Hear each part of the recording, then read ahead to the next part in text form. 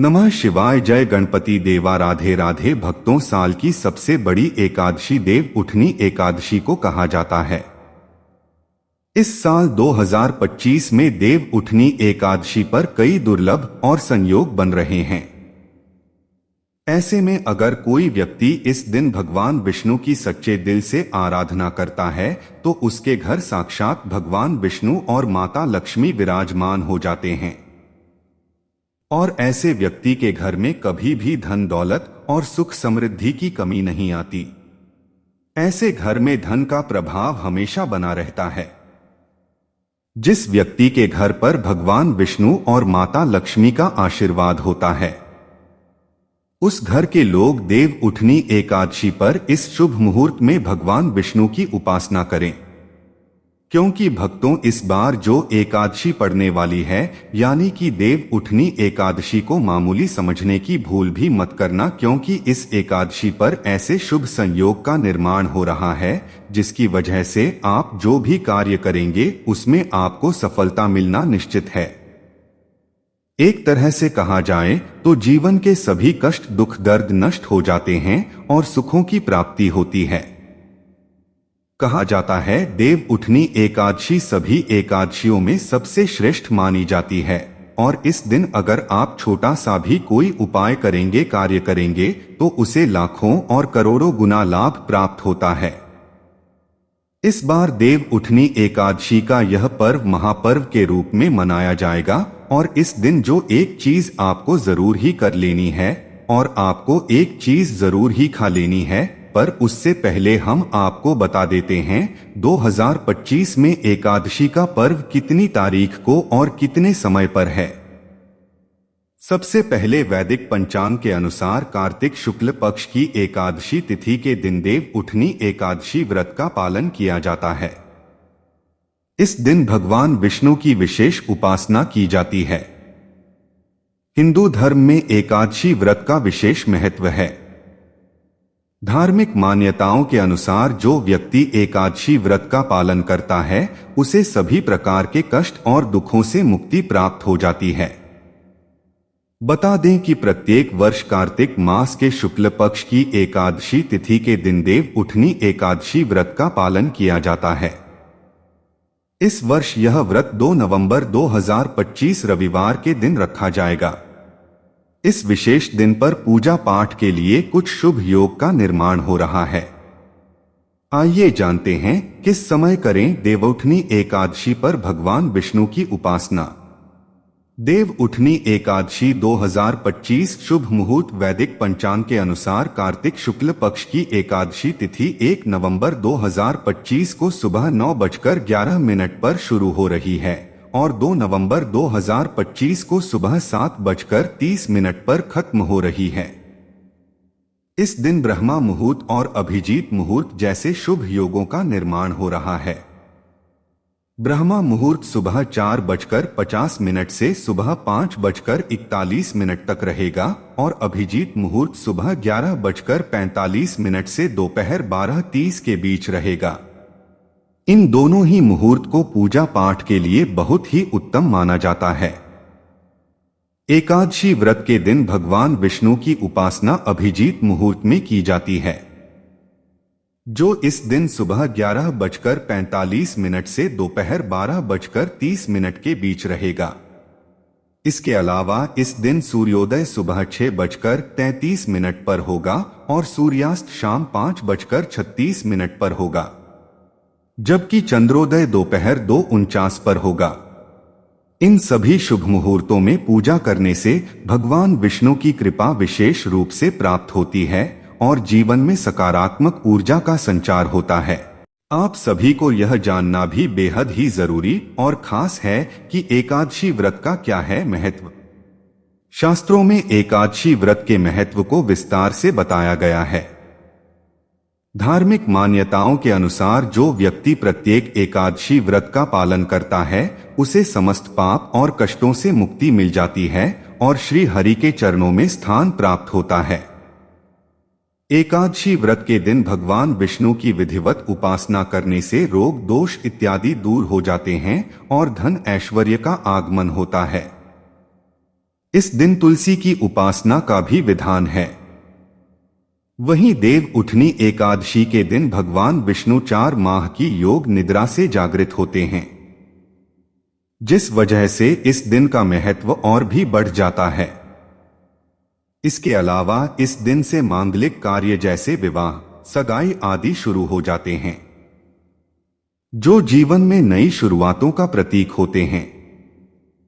चलिए अब हम आपको बता देते हैं कि देव उठनी एकादशी के दिन गाय को ऐसी कौन सी चीज खिला देने से व्यक्ति धनवान बन जाता है। इस दिन माता लक्ष्मी और भगवान विष्णु की पूजा की जाती है। मान्यता है कि इस व्रत को करने से पापों का अंत होता है। भक्तों, अगर आप भगवान विष्णु माता लक्ष्मी के सच्चे भक्त हैं, एकादशी का व्रत करते हैं, तो कमेंट बॉक्स में जय हरि विष्णु, जय माता लक्ष्मी, जय गौ माता अवश्य लिखें। इतना ही नहीं, व्यक्ति को कई तरह के रोग, दोष और आर्थिक समस्याओं से भी छुटकारा मिलता है और अक्षय पुण्य की प्राप्ति होती है। पांडवों ने श्री कृष्ण के मार्गदर्शन में इस व्रत को करके महाभारत युद्ध में विजय प्राप्त की थी। भक्तों, देव उठनी एकादशी के दिन स्वर्ग का दरवाजा खुल जाता है। इसीलिए इस दिन किया गया दान पुण्य अन्य दिनों में किए गए दान पुण्य से अधिक फलदायी होता है। वास्तव में 2 नवंबर देव उठनी एकादशी के दिन अगर आप यह उपाय कर लेते हो तो यकीनन आप पर लक्ष्मी की कृपा होगी और आप धनवान बन जाओगे। आप धनवान ना बने तो मुझे बताना भक्तों। बस जो उपाय आपको बताया जाए वह उपाय करना चाहिए। जानते हैं, देव उठनी एकादशी के दिन चुपचाप गाय को खिला दें। एक छोटी सी चीज करोड़पति बनेंगे। सभी संकट और कष्टों से मुक्ति, मृत्युदंड, पितृदोष तुरंत होगा खत्म। पूरे साल आपके अन्न धन के भंडार भरे रहेंगे।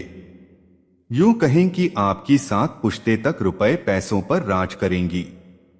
भक्तों, 7 पीढ़ियों तक बैंक बैलेंस बढ़ता चला जाएगा। सभी दुख, दर्द, संकट, कष्ट दूर हो और सभी सुख आपके कदमों में आ जाएंगे। सब सुख आपके कदम चूमेंगे। यदि आप यह एक छोटी और खास चीज चुपचाप गाय को खिला देते हैं तो तत्काल गरीबी आपके जीवन से खत्म हो जाएगी। यूं कहे, व्यक्ति रंग से राजा बन जाता है और 33 कोटि देवी देवताओं को धारण करने वाली गौ माता की भी कृपा व्यक्ति पर आजीवन बरसती है। व्यक्ति के घर में कभी भी धन वस्त्र की कमी नहीं होती है। धन के भंडार व्यक्ति के घर में भरे रहते हैं। व्यक्ति के जीवन से काली गरीबी खत्म हो जाती है। तो भक्तों, कौन कौन से वे गाय से जुड़े खास और महत्वपूर्ण उपाय हैं जिन्हें यदि आप एकादशी के दिन कर लेते हैं तो भक्तों यकीन मानिए आपके घर में अन्न धन के भंडार सदैव भरे रहेंगे। जो भी जीवन के दुख, दर्द, संकटग्रस्त है वह सभी दूर हो जाएं। जीवन में अपार धन, सुख, संपत्ति की प्राप्ति हो जाएगी। कभी भी धन से संबंधित परेशानी नहीं रहेगी। आर्थिक स्थिति आपकी प्रबल हो जाएगी। धन प्राप्ति के योग बन जाएंगे और जीवन में सदैव अनंत धन के भंडार आपके घर में भरे रहेंगे। अनंत धन वस्त्र की कभी कमी नहीं होगी। यदि आप चाहते हैं आप और आपके परिवार पर सदैव गौ माता की कृपा से, आपके पितरों की कृपा से, देवी देवताओं की कृपा से, तो भक्तों वीडियो को देखकर जाना बहुत ही फायदेमंद वीडियो है। तो चलिए शुरू करते हैं। बतरना शातक को देखा है, बालों को देखा है। कौन कौन सी गाय से जुड़ी हुई उपाय हैं? भक्तों, सनातन परंपरा में गाय, गंगा और गायत्री का बहुत ज्यादा धार्मिक महत्व है। मान्यता है कि गौ माता के शरीर पर 33 कोटि देवी देवताओं का वास होता है। गौ माता की सेवा एवं पूजा करने वाले जातक पर इन सभी देवी देवताओं की कृपा बरसती है। गौ सेवा से न सिर्फ इस मन को मान करने के देवताओं के लिए पूजा जन्म के बल्कि पूर्व जन्म के भी दोष दूर हो जाते हैं। प्रत्येक सुबह जब आपके घर में भोजन बनना प्रारंभ हो तो सबसे पहले बनाई गई रोटी को आप गौ माता के नाम से निकाल दें और गौ माता को इस रोटी को खिलाएं। यदि संभव हो तो काली गाय को खिलाएं। यदि काली गाय ना मिले तो सफेद गाय को खिला दें। प्रत्येक पूजा और मांगलिक कार्य में गौ माता या उनसे जुड़ी चीजें जैसे गाय का गोबर, गोमूत्र, गाय का दूध अथवा गाय के दूध का उपयोग किया जाता है। परंपरा के अनुसार जिस घर में गाय होती है उस घर से जुड़े सभी वास्तु दोष स्वतः ही समाप्त हो जाते हैं। भक्तों, गौ कृपा पाने के लिए प्रतिदिन, सप्ताह अथवा महीने में परिवार समेत एक बार गौशाला जाने का नियम जरूर बनाएं और वहां गायों को हरा चारा जरूर खिलाएं। इससे आपको शुभ फलों की प्राप्ति होगी और साथ ही साथ गौ सेवा और गौ पूजा से 9 ग्रह शांत हो जाते हैं और इनसे जुड़े दोषों का निदान हो जाता है। गर्मियों में गौ माता को पानी पिलाएं और सर्दी में गौ को गुड़ अवश्य खिलाएं। ध्यान रखें कि गर्मियों में गाय को गुड़ ना खिलाएं। अनेक देवी देवताओं को अपने शरीर पर धारण करने वाली गौ माता से जुड़े कई शुभ और अशुभ संकेत भी होते हैं। यदि कोई यात्रा पर निकल रहा हो और गाय अपने बछड़े को दूध पिलाती सामने आ जाए तो निश्चित रूप से जिस यात्रा के लिए आप निकले हैं वह यात्रा आपके लिए अवश्य ही सफल होगी और वह काम जिसके लिए आप निकले हैं वह अवश्य ही होगा। यात्रा पर जाते समय बाई और गाय का आना और रात्रि में गाय के हुंकार करना भी शुभ होता है। भक्तों, साथ ही साथ गाय के साथ आप भूलकर भी यह काम ना करें, अन्यथा मिलता है घोर नरक और जीवन भर की परेशानियां। जी हां भक्तों, गाय को राष्ट्रीय पशु बनाए जाने और इन्हें मौलिक अधिकार दिए जाने की बात हो रही है तो सवाल उठता है कि गाय जब भारतीय संस्कृति का अहम हिस्सा है तब भी गाय के साथ लोग खराब व्यवहार कैसे कर लेते हैं। गाय दर दर भटकती रहती है, भरपेट इन्हें चारा तक लोग नहीं देते। गाय जब तक दूध देती रहती है तो उनकी देखभाल होती है और जैसे ही दूध देना बंद कर देती हैं तो लोग इन्हें उनकी किस्मत पर छोड़ देते हैं, सड़कों पर और गलियों में भटकने के लिए। ऐसे में गौवंश जीवों को कोई मारता है और कोई उन पर पानी डाल देता है। कभी वाहनों से इन्हें ठोकर लग जाती है तो कभी बीमार होकर बेचारी एक गाय दम तोड़ देती है। ऐसे में जरूरत है इन बातों को जानने की कि गाय को लेकर शास्त्रों में क्या कहा गया है। गाय के साथ आपको कैसा व्यवहार करना चाहिए। क्या भक्तों, गाय को कभी भी मारना पीटना नहीं चाहिए। शास्त्रों में गाय को माता का दर्जा दिया गया है। गाय को मारने पीटने वाला माता को मारने पीटने वाले के समान माना जाता है और पाप का भागी होता है। ऐसे घर के लोगों को नरक लोक में वर्षों तक कष्ट भोगना पड़ता है। अगले जन्म में पशु जन्म मिलता है। कथा है कि गौतम मुनि ने गलती से गाय को डंडा मार दिया था जिससे गाय की मृत्यु हो गई थी और इस पाप से मुक्ति के लिए वर्षों तक तपस्या करनी पड़ी।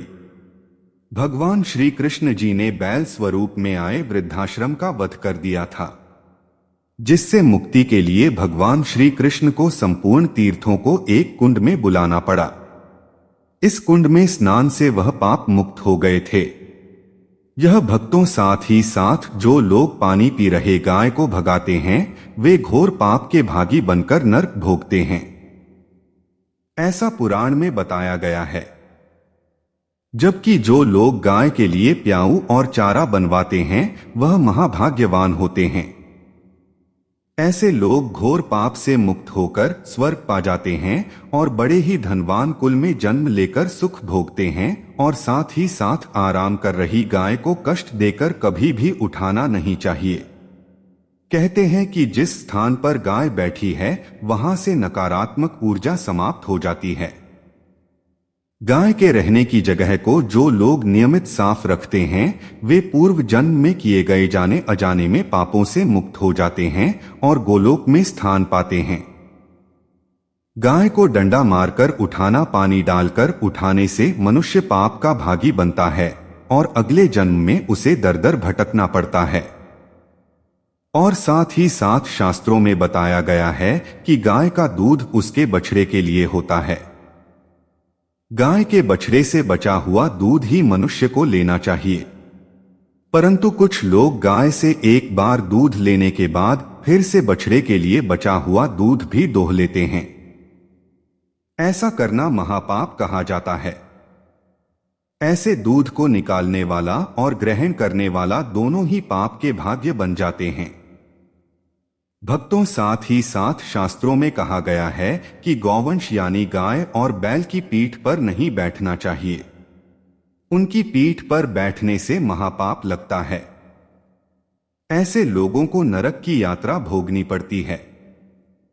एकमात्र महादेव के अंश के उत्पन्न नंदी ही गौवंश हैं, जिन पर स्वयं महादेव सवारी करते हैं, जो कि नंदी ने स्वयं अपनी इच्छा से महादेव की सवारी बनना स्वीकार किया था। और साथ ही साथ शास्त्रों में गाय के दान को बहुत ही महत्व दिया गया है, परंतु ऐसी गाय का दान कभी नहीं करना चाहिए जो बूढ़ी और बीमार हो। नचिकेता की कथा भी इस संदर्भ में है कि जिस नचिकेता ने पिता द्वारा बूढ़ी गाय को दान करने पर आपत्ति जताई थी। दूध देने वाले और बछड़े सहित जो लोग गाय का दान करते हैं वे स्वर्ग में स्थान पाते हैं। भक्तों, साथ ही साथ सूर्य, चंद्र, मंगल या शुक्र की युति राहु से होकर संबंध पिता से एवं केतु का संबंध रक्त से होने के कारण सूर्य यदि शनि, राहु और केतु के साथ स्थित हो या दृष्टि संबंध हो तथा मंगल की युति राहु या केतु से हो तो पितृ दोष होता है। इस दोष से जीवन संघर्ष पूर्ण बन जाता है। यदि पितृ दोष हो तो गाय को प्रतिदिन या किसी भी एकादशी को या किसी भी पूर्णिमा के दिन या अमावस्या को रोटी, गुड़, चारा आदि खिलाने से पितृ दोष समाप्त हो जाता है। साथ ही साथ यह संकेत भी जान लें, यदि आप यात्रा में जा रहे हैं और सामने आपके गाय पड़ जाए अथवा अपने बच्चों को दूध पिलाती हुई सामने दिख जाए तो समझ जाना कि यात्रा आपके लिए अवश्य ही सफल होगी। और साथ ही साथ जिस घर में गाय होती है उस घर में वास्तु दोष स्वतः ही समाप्त हो जाता है। और साथ ही साथ आपको बता दें कि गाय को आप जो भी रोटी, गुड़ और चारा खिलाते हैं, गाय को अगर आपने रोटी बनाई है तो कोशिश करें कि उसे रोटी को तुरंत ही गाय को दे दें। अगर आप उसे रोटी को रख देंगे और उसे रोटी को अगले दिन देंगे तो वह रोटी बासी मानी जाएगी। गाय को कभी भी बासी रोटी ना दें, इससे घर में नकारात्मक ऊर्जा वास करती है और जो भी कार्य आपके बनने वाले होंगे वह कार्य भी आपके बिल्कुल भी नहीं बनेंगे। इससे आपके घर में हमेशा दरिद्रता का वास रहेगा और आप जिस भी कार्य को करेंगे उसमें आपको हमेशा असफलता ही हाथ लगेगी। इसलिए कोशिश करें कि गाय को रोजाना रोटी बनाकर खिलाएं और रोटी को बिल्कुल ना रखें। बासी रोटी गाय को ना दें और साथ ही साथ सड़ी गली चीज गाय को नहीं खिलानी चाहिए। कि घर में कोई फल है, कोई सब्जी है, सड़ जाए तो लोग क्या करते हैं, गाय को खिला देते हैं। ऐसा हमें बिल्कुल भी नहीं करना चाहिए। ऐसा करने से यदि आप गाय को खिलाते हैं तो आप अपने भाग्य से खेलते हैं। आप बिल्कुल भी गाय को सड़ी गली चीज नहीं खिलाएं और साथ ही साथ आप आटे की 11 लोडियां बनाकर इनके ऊपर हल्दी लगाइए। इसके बाद आप उन 11 लोइयों को एक एक करके गाय को खिलाएं। प्रत्येक लोई को खिलाते समय गाय की सींग पर आप हाथ फेरे, पीठ पर हाथ फेरे, मस्तक पर हाथ फेरे। माता गाय के आप चरणों का स्पर्श करें। हे भक्तों, ऐसा करने से आपके समस्त कार्य बनने लगेंगे। जो दुख का समय चल रहा है वह भी समाप्त होगा। आपके जीवन में खुशियां ही खुशियां होंगी। और एक बार आप 7 बार गाय की परिक्रमा भी कर लें तो आपके समस्त कार्य पूर्ण होंगे। और साथ ही साथ आप गाय को जब भी रोटी दें, रोटी पर या तो आप थोड़ी सी हल्दी लगा लें या थोड़ा गुड़ रख लें। अगर गुड़ ना हो तो थोड़ा आप मिश्री रख सकते हैं, थोड़ा घी रख सकते हैं। भक्तों, गाय को कभी भी सूखी रोटी ना खिलाएं। सूखी रोटी मतलब गाय जो रोटी खिलाएं उस पर कुछ ना कुछ रखकर खिलाएं। हल्दी रख लें, गुड़ रख लें, मिश्री रख लें या जो भी रख लें, लेकिन खाली रोटी नहीं खिलानी है। आपको ध्यान इस बात का रखना है, दोस्त, गाय के अंदर सभी देवी देवताओं का निवास माना जाता है। तो आप सुबह जो पहली रोटी बनाते हैं वह अगर गाय को खिलाते हैं तो सभी देवी देवताओं का आशीर्वाद मिलता है। गाय को गुरु के साथ जोड़ा गया है, यानी गुरु ग्रह के साथ, बृहस्पति ग्रह के साथ। इसीलिए एकादशी के दिन गाय को रोटी पर एक चुटकी हल्दी डालकर खिलाएं तो सुख, संपत्ति, धन, ऐश्वर्य बढ़ता है। दुष्ट ग्रह शांत हो जाते हैं। जो लोग मानसिक रूप से परेशान हैं वह गाय को रोटी पर थोड़ा सा गुड़ रखकर खिलाएं तो सकारात्मक ऊर्जा आती है, टेंशन खत्म होती है। इससे आपको शुभ फलों की प्राप्ति होगी। देव उठनी एकादशी पर तुलसी विवाह अगर आप करते हैं तथा अगर विष्णु जी की आप पूजन करते हैं तो विशेष रूप से कुछ आपको सावधानी रखनी चाहिए, या फिर आप हो सके तो यह उपाय जरूर करना, यह सावधानी जरूर बरतना है। तो तुलसी के पौधे के चारों तरफ आपको स्तंभ जरूर बनाना चाहिए, फिर तोरण जरूर सजाना चाहिए। रंगोली से अष्टदल कमल जरूर बनाएं। शंख, चक्र और गाय के पद, यह तीनों चीज जरूर बनाना चाहिए। ऐसा माना जाता है कि इस दिन शंख, चक्र और गाय के पद बनाए जाते हैं। तो ऐसे घर में भगवान नारायण तथा माता लक्ष्मी स्थायी रूप से वास करती हैं। इनकी दिव्य शक्तियां सूक्ष्म रूप से आपके घर में वास करती हैं। तुलसी के साथ आंवले का गमला इस दिन जरूर लगाना। तुलसी के साथ साथ आंवले का भी पूजन जरूर करना, क्योंकि आंवले को भगवान विष्णु जी अर्थात नारायण जी के स्वरूप माना जाता है और तुलसी माता को लक्ष्मी जी का स्वरूप कहा गया है। जिस प्रकार नारायण के बिना तुलसी अधूरी है, उसी प्रकार तुलसी के बिना नारायण भी अधूरे हैं। अर्थात भगवान जो नारायण है यह आंवले के स्वरूप में विराजमान होते हैं, और माता तुलसी जो है यह लक्ष्मी के स्वरूप कह गई है। यह माता लक्ष्मी तुलसी के रूप में विराजित है। इस दिन हो सके तो तुलसी का 5 उपचार से पूजन जरूर करना। भक्तों, कक्षक श्री मंत्र तुलसी का आप जरूर जपना। कक्षक श्री मंत्र इस प्रकार से है: श्री हिम कलीम एवं वृंदावन स्वाहा, यह श्री मंत्र है। माता तुलसी जी से बहुत प्रसन्न होती हैं। इस दिन घी का दीप और धूप जरूर दिखाना। सिंदूर, रोली, चंदन और नैवेद्य, यह 4 चीज है। तुलसी माता को चढ़ाने से माता अखंड सौभाग्यवती का वरदान देती हैं। पुरुष चढ़ाते हैं तो ऐसे पुरुष के जीवन में फिर विष्णु जी की कृपा से कमी नहीं होती है। ऐसे पुरुष धर्म के मार्ग में चलने वाले होते हैं। धन की कमी कभी नहीं होती। हो सके तो इस दिन तुलसी माता को वस्त्र अलंकार से सुशोभित वस्त्र अलंकार आपको भेंट करना है।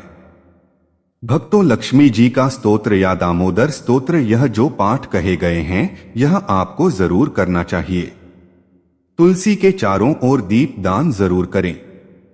ऐसा माना जाता है कि जो भी व्यक्ति तुलसी को एकादशी की तिथि में दीप दान करते हैं चारों तरफ, तो ऐसे व्यक्ति को मृत्यु के पश्चात कभी भी अंधेरे की प्राप्ति नहीं होती। का मतलब है कि आप जो दीप दान करते हैं वह दीप प्रकाशित होते हुए आपकी जीवात्मा को स्वर्ग तक पहुंचने में मदद करते हैं। हो सके तो इस दिन दीप दान जरूर करें, और दान करने से हमारे पूर्वज की आत्मा को भी शांति मिलती है। जो हमारे पूर्वज किसी कारणवश भोग रहे, किसी कारणवश उन्हें स्वर्ग की प्राप्ति नहीं हो रही, तो दीप दान करने से उन्हें स्वर्ग की प्राप्ति होती है। भक्तों, एकादशी के दिन भगवान विष्णु जी को तुलसी जरूर चढ़ाना चाहिए। ऐसा माना जाता है कि इस दिन एक तुलसी का पत्ता चढ़ाने से 6000 गोदान के बराबर की प्राप्ति होती है। भगवान नारायण को इस दिन केवल एक तुलसी का पत्ता चढ़ाने से असंख्य गोदान के बराबर पुण्य की प्राप्ति होती है। लेकिन आज के दिन जान लीजिए, अर्थात इस दिन देव उठनी एकादशी के दिन गलती से भी तुलसी का पत्ता नहीं तोड़ा जाता, जो कि पत्ता आपको पहले से ही तोड़ कर रखना है। जिन दंपतियों के यहाँ संतान ना हो तो ऐसे व्यक्ति तुलसी नमस्कार जरूर पढ़े, इससे संतान की प्राप्ति होती है। तुलसी नमस्कार के पाठ से सिर्फ शीघ्र ही जिनका विवाह नहीं हो पाता तो उनके शीघ्र ही विवाह हो जाता है, बल्कि जो व्यक्ति विच्छेदन हो चुके हैं, जिनका कोर्ट कचहरी के मामले में कोई बड़ा केस अगर चलता है तो वह समस्या भी दूर हो जाती है। भक्तों, नए घर में तुलसी का पौधा इस दिन लगने से श्री हरि भगवान विष्णु जी बहुत प्रसन्न होते हैं और ऐसे घर में सभी प्रकार की मंगलकारी चीजें प्रदान करते हैं। नौकरी पाने के लिए, कारोबार में तरक्की के लिए या फिर हो सके तो अपने जीवन में उन्नति के लिए तुलसी का पौधा पीले कपड़े में बांधकर ऑफिस या दुकान के आसपास में जरूर रखें। इससे आपको नौकरी में, कारोबार में प्रमोशन मिलेगा, आपको हर कार्य में तरक्की मिलेगी। आप अपने घर में भी यह कार्य कर सकते हैं। देव उठनी एकादशी पर इस दिन आप हो सके तो भगवान विष्णु के मंदिर में जाकर विष्णु सहस्त्र नाम का पाठ भी जरूर करें, क्योंकि इससे जीवन में स्थिरता आती है और सभी बाधाएं दूर हो जाती हैं। इसके अलावा इस दिन फलाहार करके व्रत रखने से शरीर की शुद्धि होती है और मन में शांति का वास होता है। याद रखें कि देव उठनी एकादशी न केवल धार्मिक महत्व रखती है, बल्कि हमें प्रकृति और जीवों के प्रति दया और सेवा का पाठ भी सिखाती है। तो भक्तों, इस महापर्व को पूरे उत्साह से मनाएं और अपने जीवन को सुखमय बनाएं। भक्तों, वीडियो में बस इतना ही। वीडियो अच्छी लगी हो तो वीडियो को लाइक करें और अपने खास मित्रों और रिश्तेदारों को यहां जानकारी शेयर अवश्य करें। और आपने अभी तक अमन पटेल यूट्यूब चैनल को सब्सक्राइब नहीं किया है तो कृपया सब्सक्राइब जरूर कर ले। राधे राधे।